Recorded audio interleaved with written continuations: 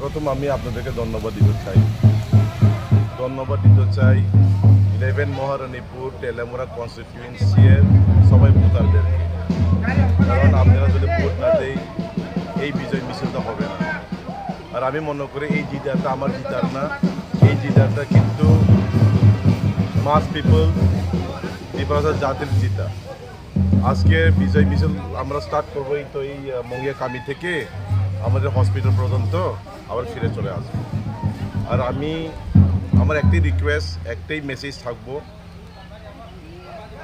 আমরা সেলিব্রেট করব, কিন্তু আমরা সেলিব্রেশনটা অন্যদের দুঃখ না হোক।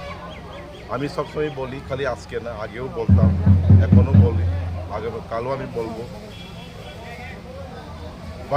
ভায়োলেন্সের জন্য কোনো স্পেস নাই। পলিটিক্সের টাইম এখন শেষ। পলিটিক্স খালি আমরা 6 মাসিক পলিটিক্স করব।